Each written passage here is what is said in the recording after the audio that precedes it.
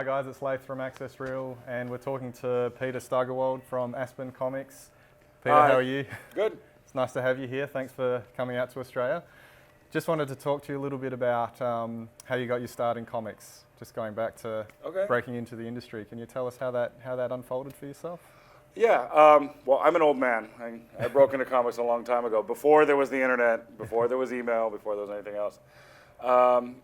I got started, I actually broke in through a portfolio review in San Diego. Right. I had been sending off my portfolio to Marvel, I think to Wildstorm and several other places, which I guess Wildstorm was still called Homage Studios back then.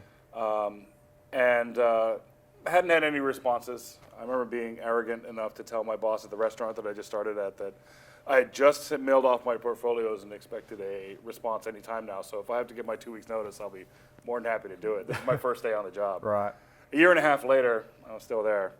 But anyways, a friend of mine was going up to San Diego and had said, "This is, you can show your portfolio live to editors and things like that." And said, I should join him and split the hotel costs. So I did that. And Top Cow was my first job, and they were expanding their studio at the time. They were moving away from, they were partnered with Homage, and they were moving away from being in San Diego with Jim Lee and everything. And Mark was setting up shop in Santa Monica and was looking to hire up. So he hired a bunch of people, all based on that convention in 1994. So it was myself. Michael Turner was picked up at the same time. David Finch and Joe Benitez were already, and Billy Tam were already working for them. They had hired just a few months earlier before that. But other guys like Aaron Sode, Randy Queen, all these guys were all hired from that San Diego convention, and we all started right around the same time. Right. When Top Cow was totally expanding. So moved up to Los Angeles and began my hopefully stellar career. Yeah. But what were some of your influences growing up into wanting to be a storyteller and wanting to get into comics? What were the things that you really loved and sort of pushed you in that direction? Is there anything that really stands out? It's funny because my influences are all over the place. My artistic influences are even less about comics and more about fine art. I mean, I like John Singer Sargent more than a lot of comic artists, as far as my influence. Not that I hate comic artists. But if I'm going to say, am I going to pick John Singer Sargent or Jim Lee, I'm going to stick with Sargent. Right. I actually didn't fall back into comics until my senior year of high school, grade 12 for you guys. It was a friend of mine had brought Jim Lee's book, and that was when X-Men #1 was coming out. They brought that stuff in and said, hey, these guys are making money. You can actually make a career out of this. So, rather than go to college, I said, oh, that's a good idea. In between there, I was reading a lot of different books, going to art museums, things like that. Art was always around for me, and I was always exposed to it. So I came to comics from that angle, from an artistic angle, and less of a, it's not like I really, really wanted to draw Spider-Man. They were fun to draw and things like that. And I had done it when I was a kid. But as I got older, it was definitely more from an art appreciation angle. So that's what I'm in here doing. And then as a writer, that just sort of, it's something that I've always just been able to do. I've never been bad with words or talking. I talk real good.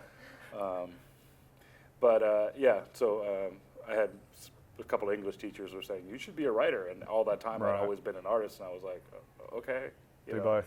Yeah, so I finally, after 20 years of working in comics, I'm now breaking in, doing my own book, writing and drawing it. And working on the Aspen properties and your own creator-owned stuff compared to the DC Marvel work that you've done, is it a different sense of pressure or a different approach to that sort of work? It's a different sense of pressure, and it's absolutely different approaches. With the DC and Marvel stuff, I know what the editors want and demand, and I know what, with the artists, it's always the same. When I'm working with a particular artist, whether it be Arthur Adams, Dave Finch, or Michael Turner, or whatever, I'm working with them. I'm finding out what they want, and we're working together to find a style together.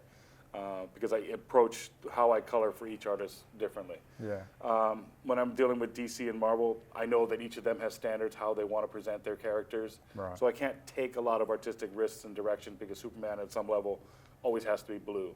Also because I'm not doing small, unnoticed books that are generally fly under the radar. The books that I'm doing for DC and Marvel end up being more marquee stuff. That just happens as the way my career has gone. And so when you're doing those kind of things, they want to make sure that their trademark characters are presented in their trademark fashion. Yeah. So I don't have a lot of latitude, but that's what the editors are coming to me, because I know that I can balance the artistic stuff with presenting their characters the way they want to be seen. So there's that for that way. But when we're doing it with the Aspen stuff, I have a lot, it's our books. We can do what we want. If we want to mess up a color scheme, we can go ahead and do it because we own it. Yeah. So, and that's more liberating? Yeah. So it's a lot more liberating. It's like when Mike and I were working together, we found a way. I would push something, I'd say, I want to do it this way. And he'd be like, it's a little too much for me. And we pulled it back. Yeah. And that back and forth helped to give me a lot of balance. You always learn as you're working with another artist, because that's what this is. It's a collaborative medium.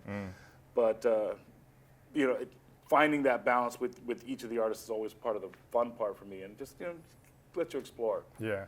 So. And another recent trend in the industry, obviously, film and movies are really tapping in. They're mining the comic book industry for ideas. Do you have any strong feelings one way or the other about them? Do you like these characters staying on the page, or you're all for it and love some of the movies? Do you have any favorites? I'm all for it. Yeah. I mean, the whole thing is, for me, and like I said, because I always came from this as a storytelling or artistic standpoint, it's all about telling good stories. Yes, it's great if you can stay true to the original form that a character existed in, but in every step that you're taking to develop it in a new way, you're always losing something and you're gaining certain things. Yeah. There's a sort of story that you can tell in prose that can't exist in any other form. If you read a Harry Potter book, any other format of Harry Potter is going to be ruined a little bit ever since then, because in the movie, you're not reading the version that showed up in your imagination. J.K. Rowling wrote something down, and you imagined what Harry Potter looked like. You imagined what Dumbledore looked like.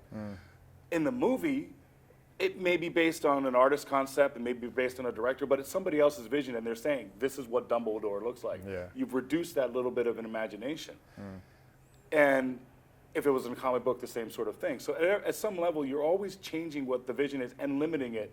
And then in movies, you can do greater and bigger things. You can actually expand something in a book where they say, oh, it's a blue room. Well, now it's a blue room with tiles and tapestries and, and little twirly things that are just wonderful that weren't described in the book. So you now expanded upon a vision, but at the same time, you've reduced the vision because now you've imprisoned it, encapsulated it in one person's vision a little bit. So when it moves away, when a comic book movie moves away from the original source material, I think it suffers somewhat for the fans who get really attached to it. But at the same time, if you keep an open mind and the story is still good, if the movie sucks, the movie sucks. But if the movie's good and their interpretation is just a little bit different, then the movie's good. It's a different story. The Marvel movies exist in a different universe than the Marvel stories. I kind of actually don't like it when it backtracks, because we draw spandex all the time, and our version of spandex isn't really what spandex does. It's basically a naked body with lines and different colors on it. If you actually drew spandex, the people look a little less muscle defined. Spandex is not as tight as we make it in a book. But it doesn't reproduce that well on the screen, so then you get leather and you get padding and things like that. When you take that back and drawing it in a book, it's not as much fun. Wolverine looks better in brown and yellow than he does in a leather outfit on a comic book page. And he's definitely easier to draw on a brown and yellow. But I don't know if it necessarily has to go backward, but that's what trademarking is. They want to have that consistency between each of the mediums so that they can sell more toys.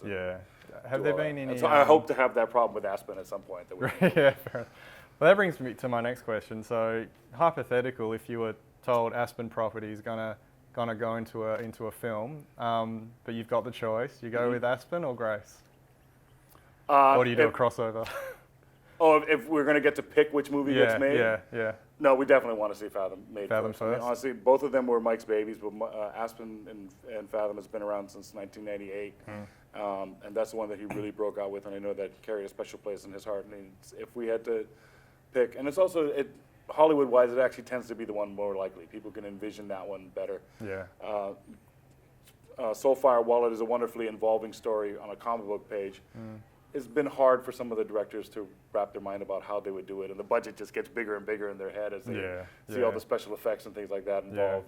But Fathom has a big budget as well because it's a water movie, and anytime you add water into a movie, it increases the expenses. So, yeah, yeah. Yeah, and I think. Well, I hope we see that soon. That would I hope be so too. fantastic. Thanks a lot for talking with us. So this is Supanova Perth. Come see Peter down at the Aspen booth and have a great show. Well, thank you very much. Thank you guys all for having us. It's been a wonderful time. Awesome. And we'll hope to be back soon. Great. Thanks a lot.